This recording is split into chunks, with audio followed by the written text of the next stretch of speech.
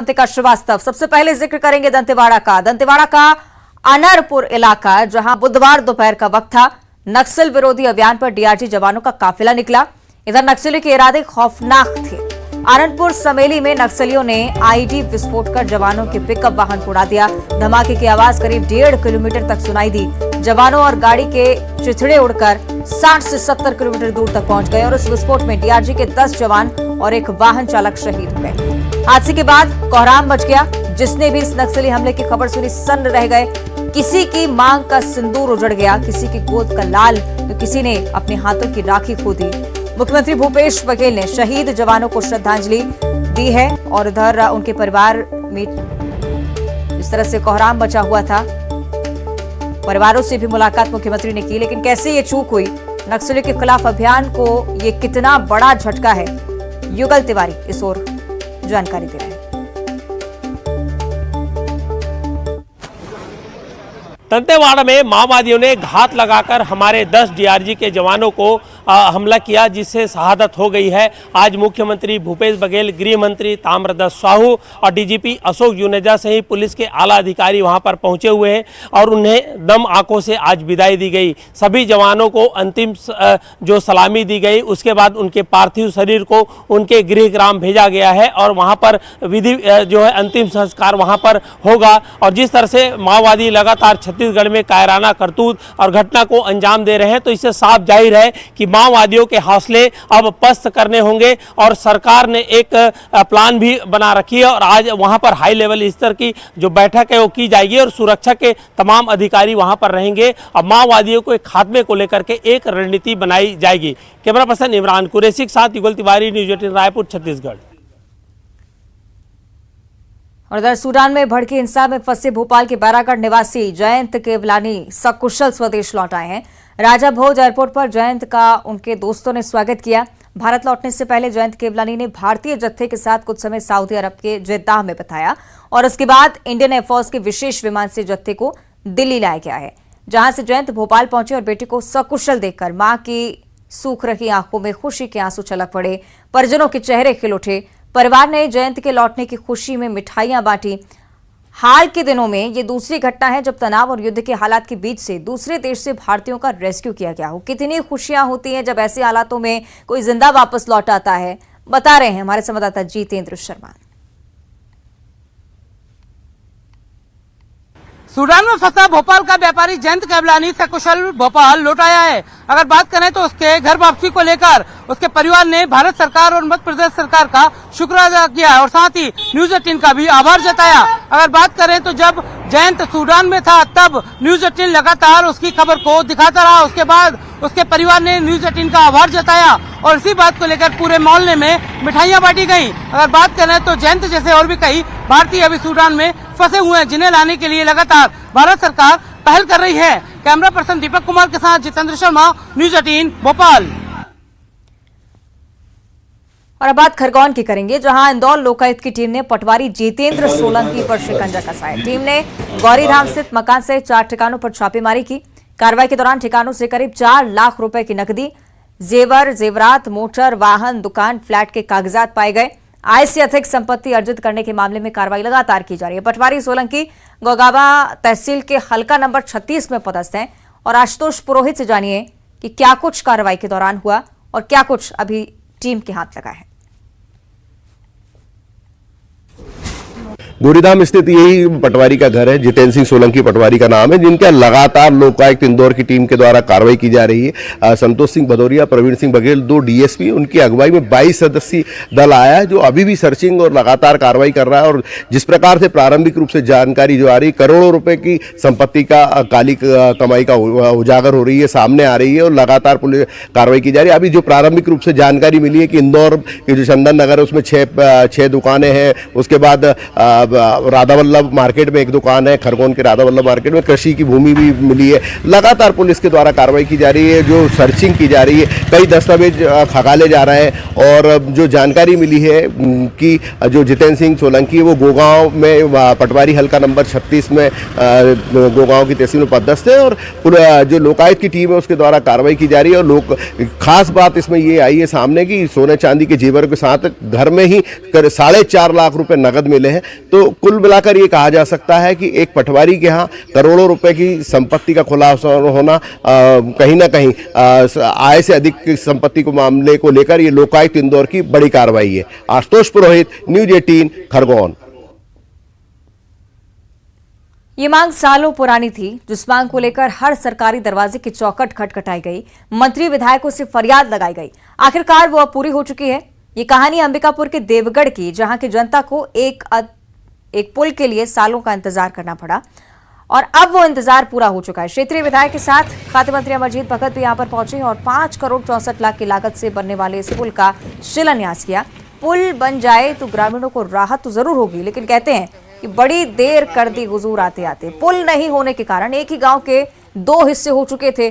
ग्रामीणों को ये दर्द कितना कोरेता है, बता रहे हैं हमारे संवाददाता श्रवण महंत। आपके आने के बाद पुल पुलिया सड़क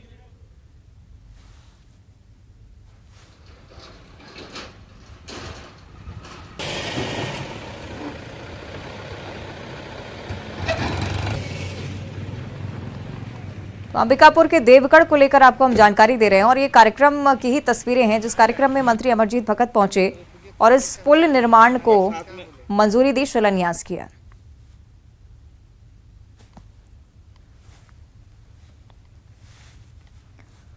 और इधर प्रधानमंत्री नरेंद्र मोदी दुर्ग जिले के दौरे पर आने वाले हैं। पीएम के दौरे की तैयारियां तेज कर दी गई हैं। संभावना ये जाहिर की जा रही है कि प्रधानमंत्री मई के आखिरी सप्ताह में दुर्ग आ सकते हैं। यहां आईआईटी भिलाई का लोकार्पण वो करेंगे और कितना महत्वपूर्ण प्रधानमंत्री का ये दौरा है, जानकारी संवाददाता मिथिलेश ठाकुर से लीजिए। प्रधानमंत्री नरेंद्र मोदी के भिलाई आगमन के मद्देनजर प्रशासन ने तैयारियां तेज कर दी है।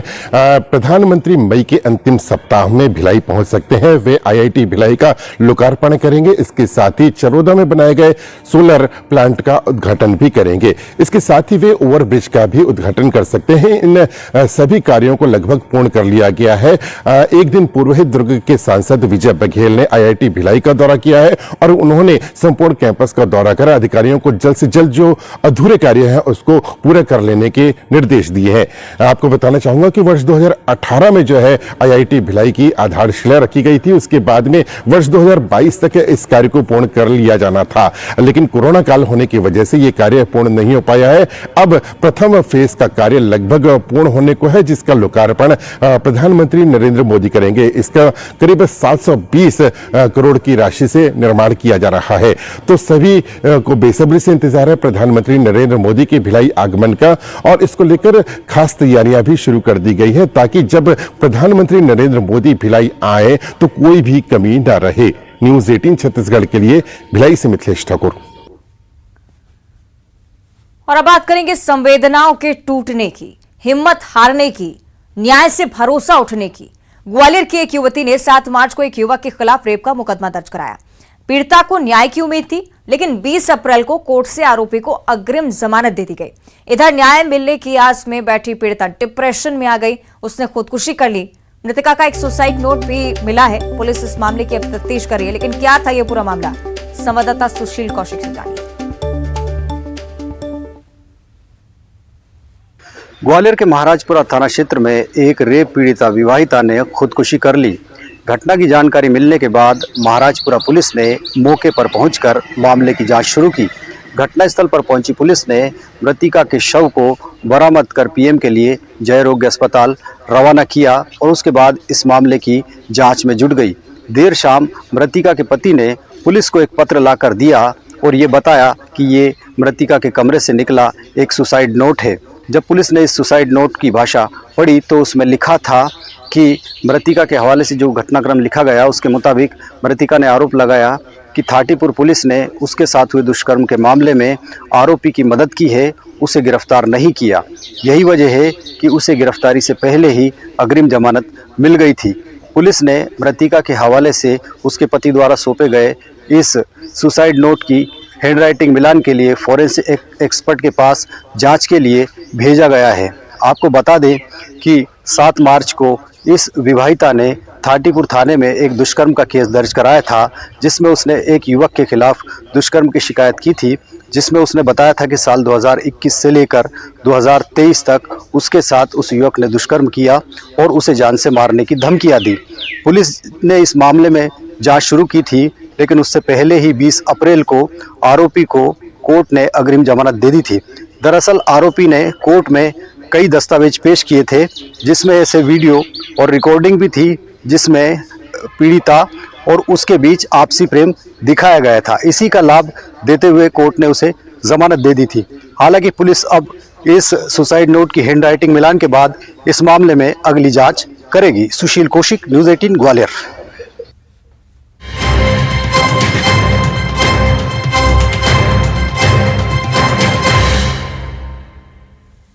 आगे बढ़ते हैं, अगली बड़ी खबर राजधानी भोपाल से, जहां सीएम शिवराज सिंह चौहान ने पीएम मोदी को बधाई दी है। सूडान से भारतीयों की वापसी को लेकर बधाई दी गई मुख्यमंत्री की तरफ से। पीएम मोदी की कोशिशों से यूक्रेन से भी नागरिकों की सुरक्षित वापसी हुई थी, ये कहना था सीएम का। देश के साथ मध्य प्रदेश के लोग भी सुरक्षित अब वापस लौट रहे हैं। मोदी है तो मुमकिन है, ये नारा मुख्यमंत्री शिवराज सिंह चौहान की तरफ से एक बार फिर से दोहराया गया है।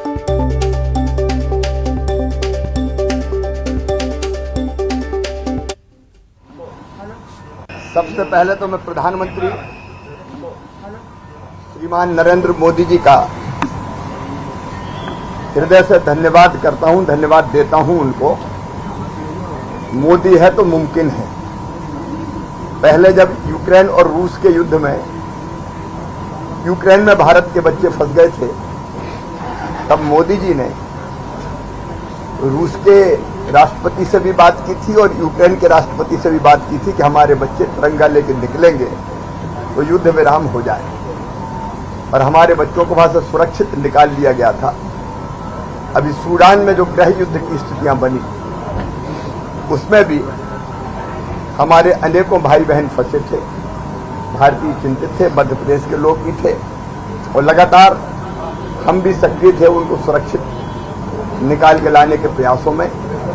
प्रधानमंत्री को हृदय से धन्यवाद। फंसे हुए लोग अब सकुशल भारत लौट रहे हैं और मध्य प्रदेश के भी 7 लोग सुरक्षित वापस लौटे हैं। मुझे पूरा विश्वास है कि बाकी जो लोग अभी रह गए हैं, हम उनको प्रधानमंत्री जी के नेतृत्व में, विदेश मंत्री जी के प्रयासों से उनको सुरक्षित निकाल के लाने में सफल होंगे। एक बार फिर ये सिद्ध हो गया है कि मोदी है तो मुमकिन है। प्रधानमंत्री जी का हृदय से आभार। और चलिए अब चर्चा करेंगे खरगोन की, जहां इंदौर लोकायुक्त की बड़ी कार्रवाई लगातार चल रही है। पटवारी जितेंद्र सोलंकी के खिलाफ लोकायुक्त ने शिकंजा कसा है। गौरीधाम स्थित मकान से 4 ठिकानों पर एक साथ छापामार कार्रवाई सुबह से लगातार जारी। 3 से 4 लाख नकदी, सोने चांदी के आभूषण जब्त किए जा चुके हैं। चंदन नगर इंदौर में 6 दुकानें, एक फ्लैट के कागजात मिले हैं। खरगोन के राधा वल्लभ मार्केट में 1 दुकान के कागजात अभी तक मिले हैं। ईश्वरी नगर में 3 मंजिला मकान, 4 पहिया वाहन, ये देखिए अकूत संपत्ति का खुलासा अभी तक की कार्रवाई में सामने आया है। मूठान और मोगन में कृषि भूमि के साथ गांव में दुकान होना भी पाया गया है और अभी भी कार्रवाई लगातार जारी है। 22 सदस्यीय टीम के नेतृत्व में कार्रवाई चल रही है। एक साथ आय से अधिक संपत्ति को लेकर 4 स्थानों पर एक साथ ही कार्रवाई की गई और पटवारी जितेंद्र सोलंकी के हवाले से अकूत संपत्ति यहां मिली है, जिसकी गणना लगातार की जा रही है। आपको बता दें कि तहसील गोगांव के हल्का नंबर 36 में पदस्थ है पटवारी जितेंद्र सोलंकी।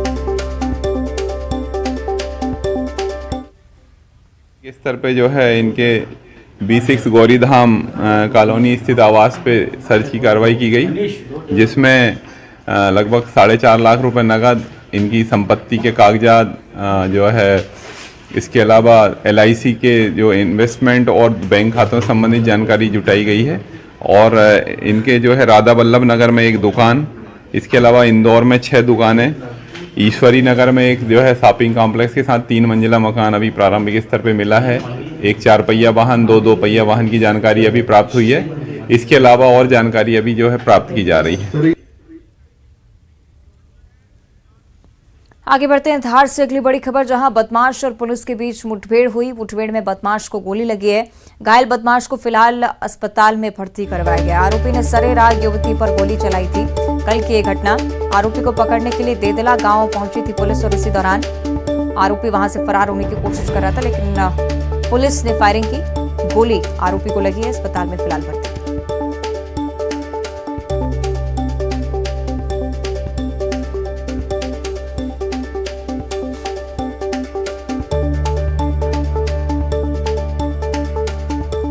बदमाश और पुलिस के बीच ये मुठभेड़ हुई। कल एक युवती को दिन दहाड़े गोली मारी थी इस बदमाश ने। इसे पकड़ने के लिए पुलिस पहुंची थी।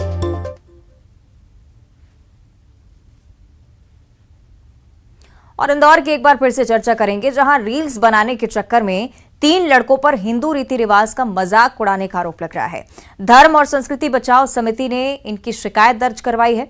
दरअसल राजवाड़ा के सामने ये 2 लड़के रील्स बनाने के दौरान दूल्हा दुल्हन बनकर जमीन पर हवन कुंड के जैसा आग जलाकर 7 फेरे ले रहे थे। इनमें से तीसरा लड़का इसका वीडियो बना रहा था और इस दौरान वो हंसी मजाक करते हुए आसपास खड़े लोगों का आशीर्वाद भी लेते हैं। ये वीडियो जैसे ही सोशल मीडिया पर पोस्ट हुआ, धर्म और संस्कृति बचाओ समिति ने सराफा थाने में इसकी शिकायत की।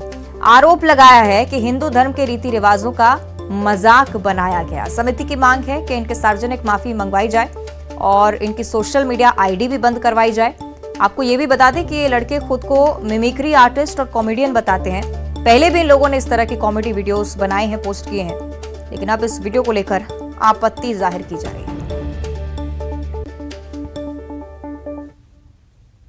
राजवाड़ा का सीन लिया गया और अग्नि माता को नीचे जमीन पर रखकर जूतों से फेरे लगाए जा रहे हैं। फेरे लगाने के बाद में जो बालक बालिका उसमें फेरे लगा रहे, उसको लात मारी जा रही है और जूतों के साथ 7 फेरे लिए जा रहे हैं। तो आज हमने 26/4/2023 को सराफा थाने में इन चारों आरोपियों के नाम से एफआईआर दर्ज कराई है। ज्ञापन दिया गया है कि इन सभी को बुलाया जाए और इंदौर की जनता से जो इन्होंने हिंदू धर्म का मजाक बना रखा है, ये सबसे माफी मांगी जाए। अगर ये माफी नहीं मांगते तो इनके खिलाफ एफआईआर दर्ज करने का मैंने टीआई साहब से बात करी है और हमारे अभय सिंह एसआई साहब, उनसे भी मेरी चर्चा ये, उन्होंने भी कहा है कि अगर ये इंदौर से माफी नहीं मांगेंगे, जो इन्होंने ये वीडियो बनाया शादी का, ये बहुत गलत है। इंदौर और राजवाड़े को इन्होंने शर्म लायक बना दिया ये वीडियो के माध्यम से। तो मेरा आप सभी से यही एक निवेदन है कि इनको थाने पे बुलाया जाए टीआई साहब और इनसे एक्शन लिया जाए इन जैसे लोगों से। तो आप सुन रहे हैं, संस्कृति बचाओ मंच की अब लगातार ये मांग है कि माफी मांगनी चाहिए इन तमाम आर्टिस्ट को। इस पर हम और ज्यादा चर्चा करेंगे। सही अरुण हमारे साथ लाइव जुड़ रहे हैं, उनका हम रुख कर लेते हैं। अरुण, जो वीडियो सामने आया उसमें लगता है कि शायद ये आर्टिस्ट प्रैंक करने की कोशिश कर रहे थे, ऐसा ही सरल माहौल में वीडियो रिकॉर्ड करने की कोशिश, लेकिन इस पर अब आपत्ति जाहिर की जा रही है। क्या कुछ मायने, क्या कुछ आगे कार्रवाई हो सकती है? बिल्कुल, देखिए ये समलैंगिक विवाह को लेकर ये इन्होंने वीडियो बनाया था, रील से एक तरह से बनाई थी और ये मिमिक्री आर्टिस्ट है इंदौर के और इस तरह की रील से बनाते रहते। इसके पहले ये 56 दुकान पर भी एक नहाने का वीडियो इनका सामने आया था। लेकिन इस मामले में जो हिंदू धर्म की भावना को आहत करने को लेकर जो हिंदू धर्म के लोग हैं, हिंदू लोग हैं, वो वहाँ पर पहुंचे और संस्कृति बचाओ समिति जो है उसने इसकी शिकायत सराफा थाने में की है कि जो ये फेरे लगा रहे थे वो जूते पहन के लगा रहे थे और इस तरह से हिंदू धर्म का मजाक वहाँ पर उड़ाया गया। राजवाड़े पर ये अचानक पहुंचे, स्कूटी से पहुंचे वहाँ पर और उसके बाद इन्होंने एक प्लेट में अग्नि प्रज्वलित की और उसके चारों ओर फेरे लगाए और उसमें भी जब वो फेरे लगा रहे थे तब भी अब देखना होगा किस तरह की कार्रवाई इसको लेकर हो पाती है। शुक्रिया आपका अरुण इस पूरी जानकारी के लिए। आगे बढ़ते हैं भोपाल से अगली बड़ी खबर, जहां सीएम शिवराज ने एक बार फिर से पूर्व सीएम दिग्विजय सिंह के कोरोना वाले बयान को लेकर जिक्र किया, निशाना साधा। इस बार सीएम ने कहा है कि कोरोना ने जितना नुकसान नहीं पहुंचाया उससे ज्यादा नुकसान तो कमलनाथ और दिग्विजय सिंह ने पहुंचाया है। कोरोना से ज्यादा नुकसानदायक कमलनाथ और दिग्विजय सिंह है। मध्य प्रदेश को तबाह बर्बाद कर दिया, इन्हें कोई और वायरस नहीं मिला। तुलना करने के लिए बीजेपी की सरकार में मध्य प्रदेश का विकास, ये कहना था सीएम शिवराज का।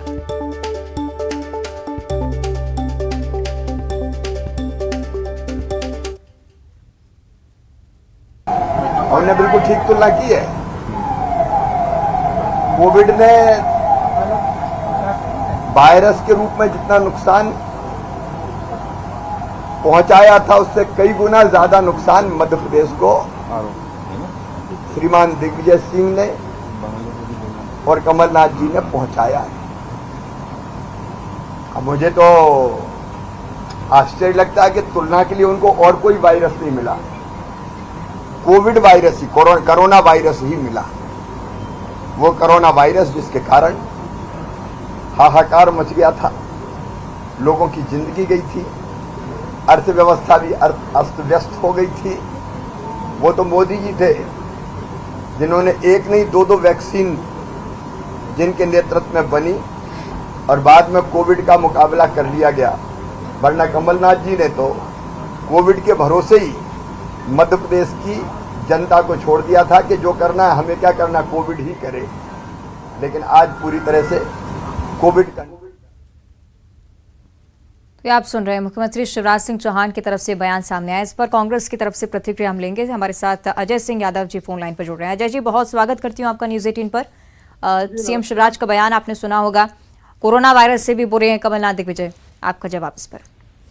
देखिए, मध्य प्रदेश की जनता जानती है किस तरह से 3.5 लाख करोड़ का कर्जा मध्य प्रदेश के ऊपर डाला है और केवल भ्रष्टाचार के लिए कर्जा लिया गया मध्य प्रदेश में। इस तरह की आर्थिक अव्यवस्था लाने वाले मध्य प्रदेश में महिला अत्याचार, आदिवासी अत्याचार, छोटे बच्चों पे अत्याचार, दलितों पे अत्याचार, सभी मामलों में मध्य प्रदेश को पहले स्थान पे लाने वाले शिवराज सिंह चौहान केवल झूठ बोल सकते हो। कोरोना को तो ये डरोना कहते थे। कोरोना की दूसरी लहर में किस तरह से लोग ऑक्सीजन, दवाइयों के लिए, अस्पतालों में बिस्तरों के लिए भटकते रहे, दम तोड़ते रहे, किसी से छिपा नहीं है। भारतीय जनता पार्टी के नेता अपना आधार खो चुके हैं। वो कुछ भी बोले, जनता सब जानती है। केवल झूठ बोलते हैं, मुख्य मुद्दों से ध्यान भटकाने के लिए अनर्गल बात करते हैं।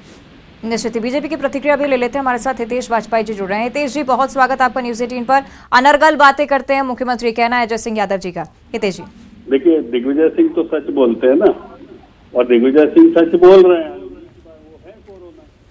दिग्विजय सिंह तो बोल रहे हैं ना कि कांग्रेस और कोरोना ये दोनों एक जैसे हैं, तो बिल्कुल सही बात है। तो हम कब से कहते आ रहे हैं कि दोनों देश के लिए नुकसानदायक है और एक दूसरे के पर्यायवाची हैं। अब तो ये दिग्विजय सिंह कह रहे हैं, हम थोड़ी ना कह रहे हैं।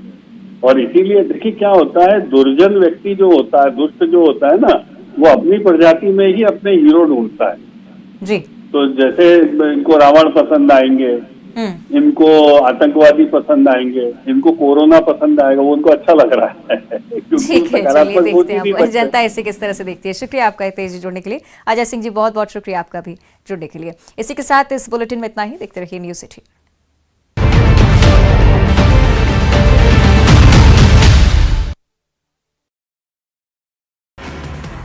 कर्नाटक में चुनाव प्रचार में उतरे सीएम शिवराज, कांग्रेस और राहुल गांधी पर बोला हमला, कहा एमपी के किसानों की नहीं की कर्ज माफी, कर्नाटक में दे रहे गारंटी वारंटी। कर्नाटक चुनाव में वीडी शर्मा ने भरी हुंकार, कांग्रेस मुक्त बूथ का दिलाया संकल्प, कहा प्रदेश में होगी ऐतिहासिक जीत। कांग्रेस के हाईटेक रथ पर गृहमंत्री नरोत्तम मिश्रा का तंज, बोले अलग अलग